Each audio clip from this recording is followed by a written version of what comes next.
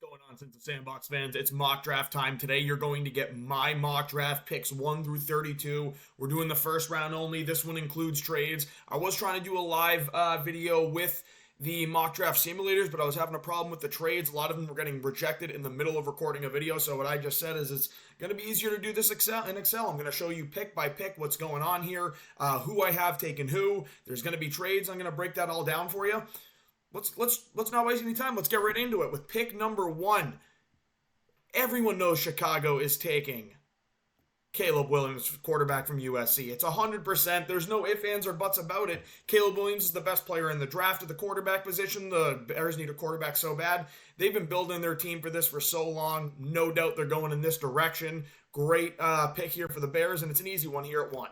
At 2, Washington also needs a quarterback. There are 2 other ones on the board that I think are worthy of being in the top 3. It's Jaden Daniels and Drake May. And I'm going to go with Drake May. I think Washington's going to take Drake May. I think Drake May is overall, I don't know that I want to call him the better quarterback, but I think for a team that isn't as star-studded, it's a safer choice to go with Drake May. The reason I say that is he's used to playing with teams that aren't as star-studded, especially at UNC, whereas you have Jaden Daniels, who I think is used to playing teams that are more star-studded. And then coming in at 3, New England's going to trade with a star-studded team in Minnesota.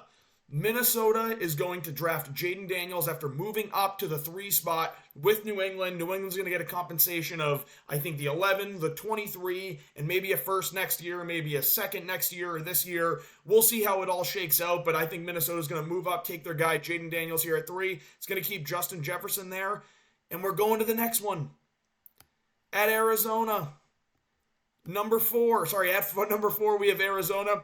I think they're going to take the best receiver on the board here. I think that if New England does end up taking a wide receiver and not a quarterback here, this is where Minnesota will jump up. But I think Marvin Harrison's going here at 4 to Arizona. I think it's a perfect fit. I think he's the best receiver in the draft. While I do think this draft is very receiver heavy, I think if Arizona sees Marvin Harrison at 4, they have a chance for a generational player, the best weapon that Kyler Murray has ever had and probably will ever end up having. I'm going to go Arizona taking Marvin Harrison here at 4.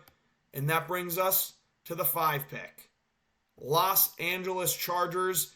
They could move out of this pick, but I think with where they are, I don't know that a team's going to be eager to jump up into the top 5 right now to get one of the players that are left. I don't think J.J. McCarthy's going this early. I think that is all bullshit and fake hype. LA stays here, and they get the best lineman, in my opinion, the best lineman in the draft, and that's Joe Alt. I think he's a perfect fit for them. Really helps keep Justin Herbert upright. I know they do have some weapons at wide receiver still, barely.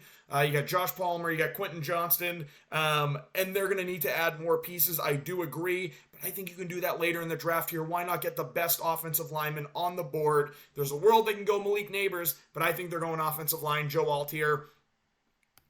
New York Giants are next, and they're taking Malik Neighbors. I think that they need a top-tier wide receiver. Give Daniel Jones or whoever's going to be in that damn quarterback room a chance. Meanwhile, I don't think Daniel Jones is the guy.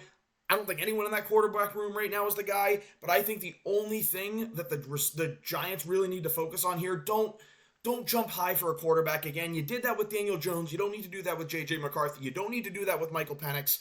I think you get a receiver here, you get a good weapon, and get ready for a quarterback next year or someone in free agency down the road. Malik Neighbors is the pick here. I think he's the best wide receiver on the board after Marvin Harrison. I think the Giants got to go receiver here. There's a world they can go O-line. They could go defense as well, but I actually think their defense is all right. I think their offense is what needs the most help. I think most people would agree with me, and that receiver room is absolutely atrocious, never stays healthy. There's no wide receiver 1 in that room. There's a load of 3s, but there's no 1, there's no 2. Malik Neighbors fills that void that they so desperately need. Malik Neighbors here at 6. Tennessee. A lot of people think Tennessee is going offense. I think they loaded up on offense, and I think they need an edge rusher bad. They need someone to get after the quarterback real bad. They just traded for L'Jarius Sneed, and I think the best defensive player in this draft is Dallas Turner, the edge from Bama. I think he can get after the quarterback really well and is going to line up very, very scarily on that same defensive line as Jeffrey Simmons. This could be a major impact move, someone that can immediately come out the gate and start. get right after the quarterback and make a team nervous to play you. Meanwhile, I don't think Tennessee's defense is that good, but if you just sign L'Jarius Sneed, you have Jeffrey Simmons, and then you add Dallas Turner, you got something to build on. You're going to be able to get after the passer, and you're going to give your secondary a better chance because they don't have to cover for as long. Dallas Turner's the move here at 7 for Tennessee. Buffalo's trading up here at 8. Buffalo needs a receiver damn bad. I think Atlanta has a really good roster, and I think they're looking to just kind of fill in some holes. I don't think they need a massive move here. At 8, Buffalo's moving up to trade with Atlanta, and they're getting the next best receiver on the board, Rome Odunze. What a great way to backfill Stephon Diggs. I think this is the move for Buffalo. You could wait and maybe get a Donnie Mitchell down low. I wouldn't do that. I would say screw it. Let's get a new weapon. Let's get Rome Odunze just so we don't have that issue of who's our wide receiver 1, because it's not going to be Curtis Samuel. It's not going to be Elise Shakir. You have Kincaid at the tight end, and you have Knox at tight end.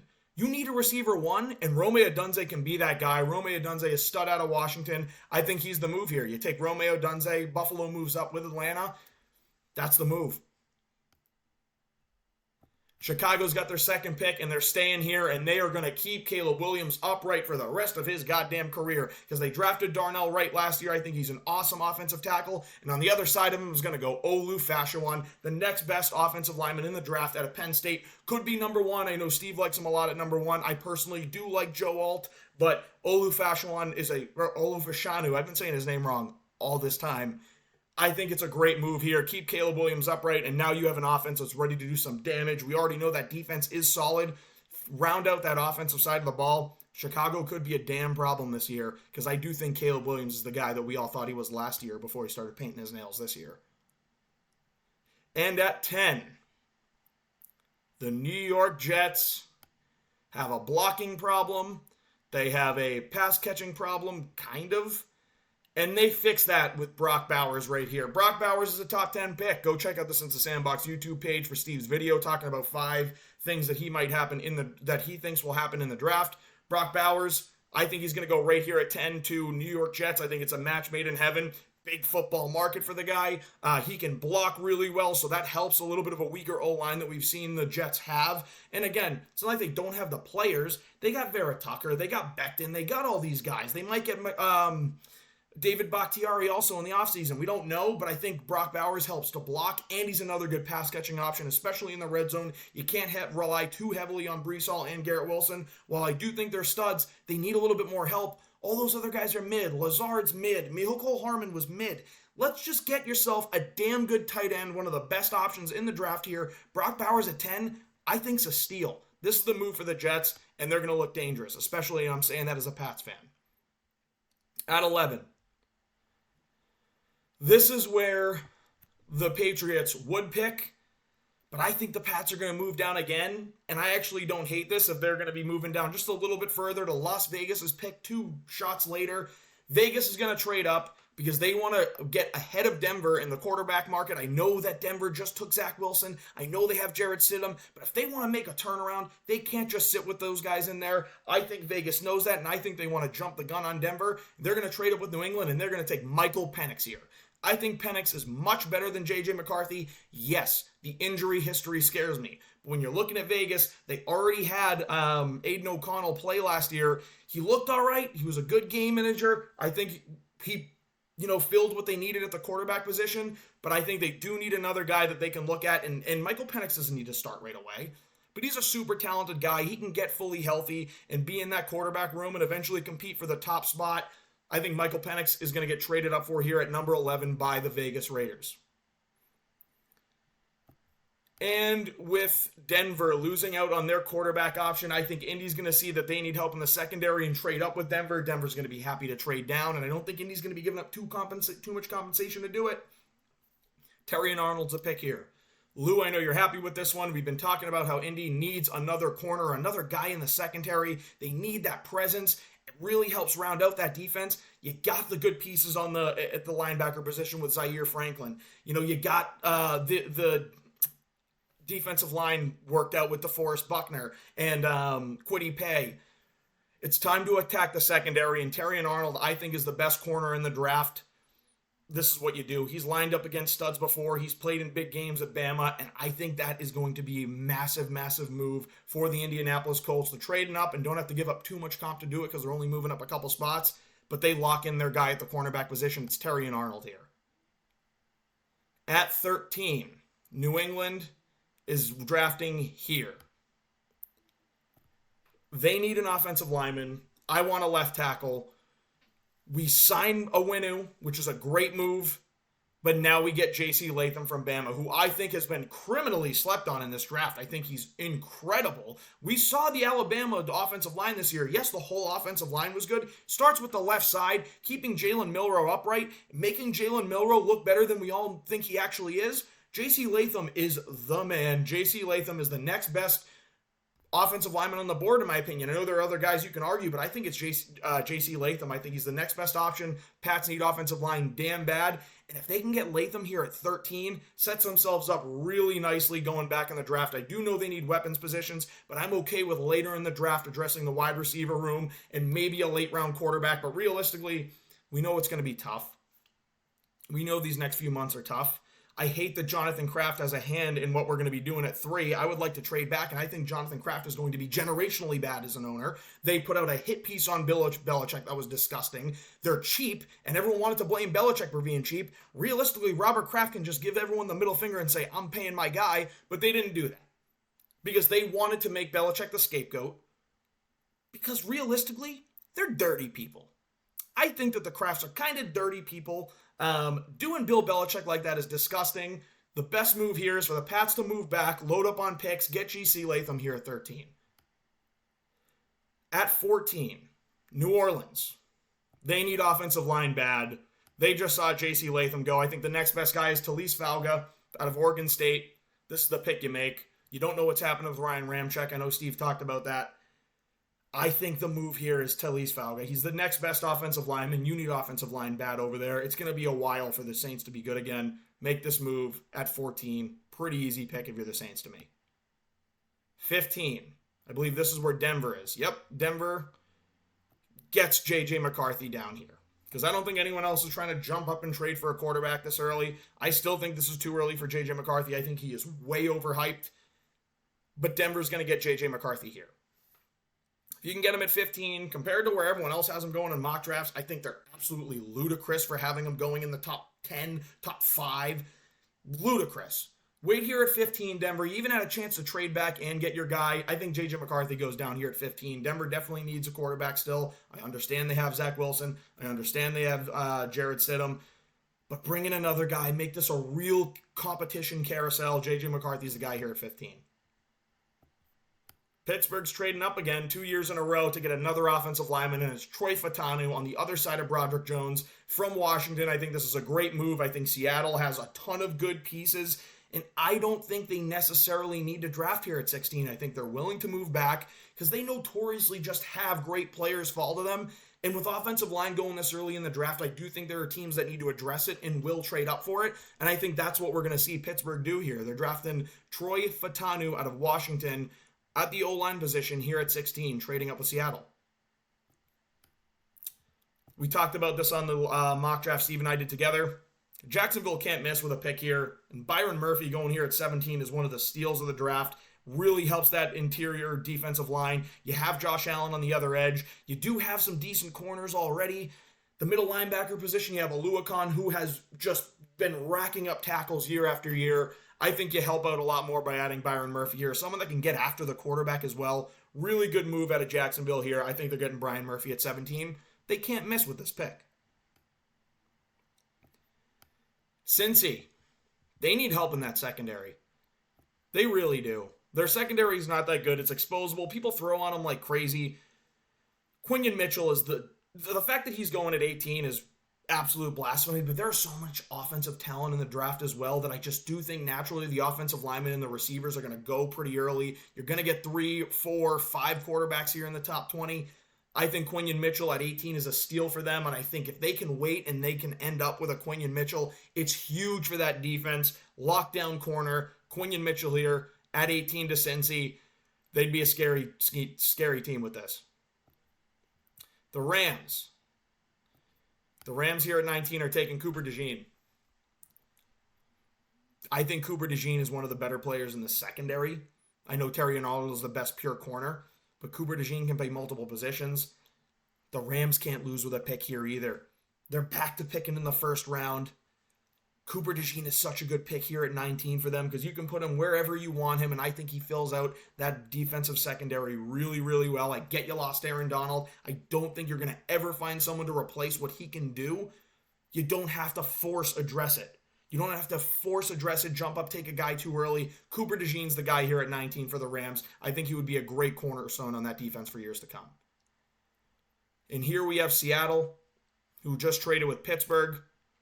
Seattle wants an edge rusher, man. I think they really want to round out that defensive line. They have Draymond Jones. They have Leonard Williams. But you add Chop Robinson from Penn State here. That is a scary, scary defense. Someone on the edge. I think this is a great move for them. Chop Robinson here from Penn State. Getting him at 20 after trading back and getting more pick comp. It's a great move here for Seattle. At 21, we have Miami. I think they're dressing O-line. They have their receivers. They have their running backs. They like the way their offense runs. I don't think there's a tight end they should even look at taking. The defense is all right. They definitely could address it. But I do think the O-line's a little lackluster, if I'm being honest, and I think the entire offensive line is getting much, much older. Amarius Mims on the board here out of University of Georgia.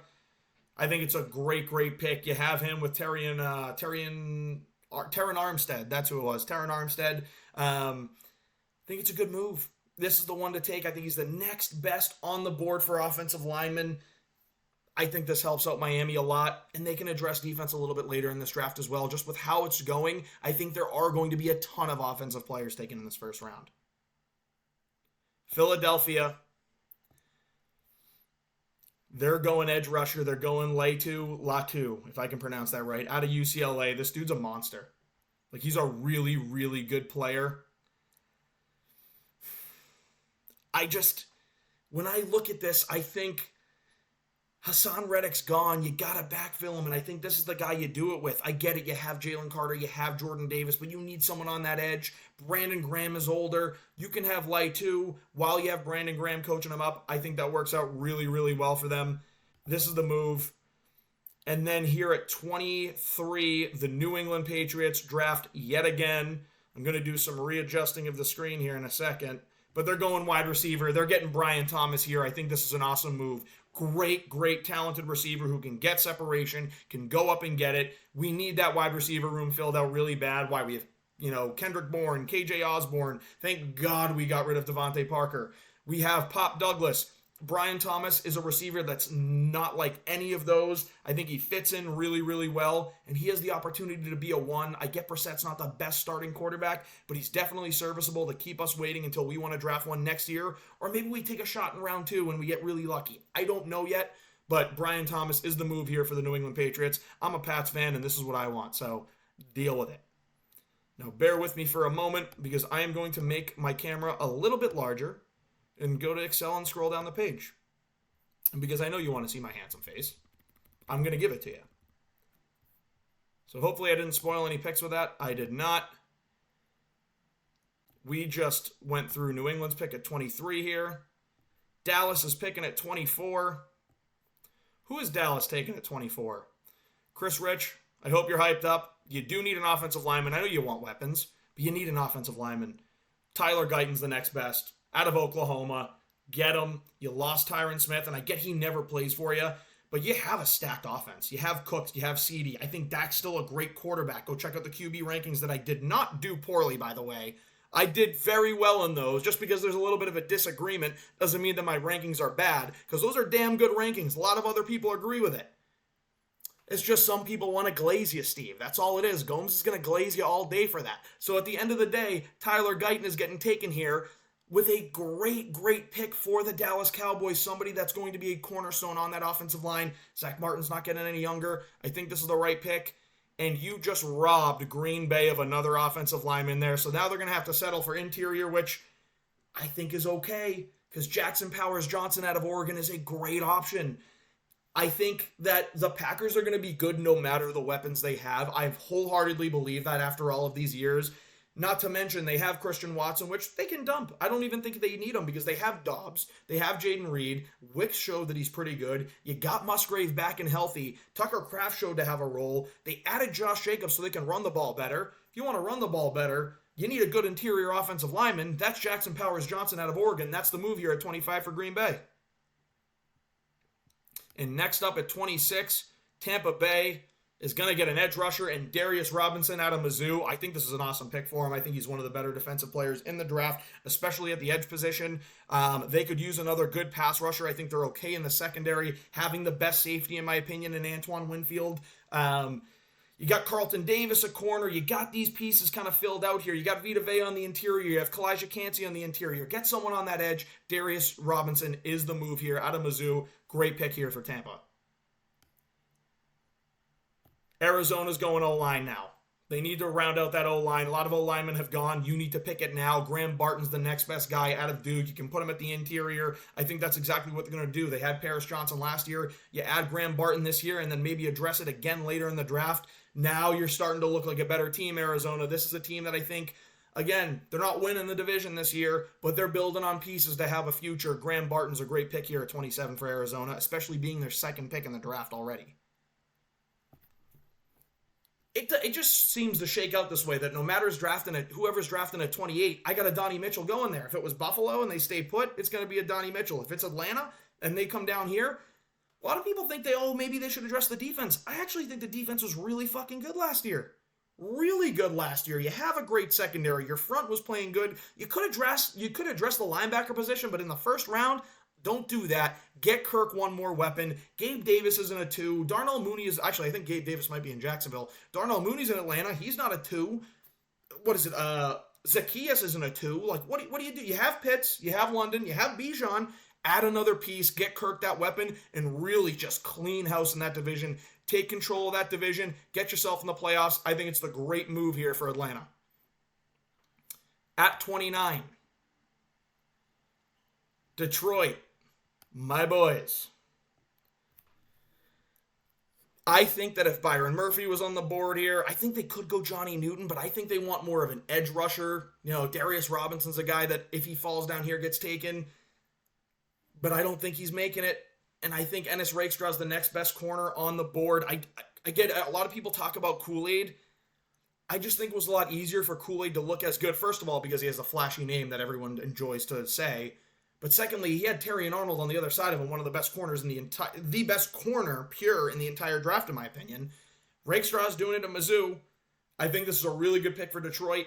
They're going to be able to do better stopping the pass. They already do great against the run. Having another corner will really help them stop the pass better. They could go edge rusher, but I don't think they're going to jump to get that guy again here. I know they're afraid, or they're not afraid to jump.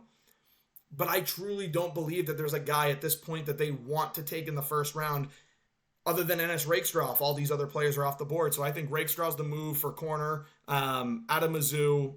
I think it works well in Detroit. Baltimore, they have a decent roster. They can go, and when I say decent roster, it's not like I'm saying they're a lackluster roster or they could be better. It's like it's built around Lamar the way it should be. So I think they did a pretty good job, and I think there are receivers that I wouldn't jump and take here at 30 if I was the Ravens. I would just wait until the second round because I think they can address it later there because they just got Zay Flowers in the first last year. But let's round out that O-line. Let's get Jordan Morgan and keep that team dangerous. He's good in the run game. He's pretty good in the pass game as well. I think this is the move for Baltimore. Go O-line, and Jordan Morgan's the next best. San Fran, second to last pick here, Ladd McConkey. I don't know why. I feel like he fits so well with this team. Out of Georgia, wide receiver. Again, we're going to do the last little shuffle. Ladd McConkey out of Georgia's the move here. I think he fits really, really well. I think he fits really, really well with that team. Another good receiver. We don't know what's going to happen with Ayuk. And then I spoiled it for you. KC at 32. They're going to get another defensive lineman in Johnny Newton. I think it's a good way for Chris Jones to help him out, and I think it's a good way to keep that defense dangerous. No matter what happens, no matter the weapons on the offense for Kansas City, Pat Mahomes is going to keep them in contention, so I don't think you need to address the wide receiver until a little bit later.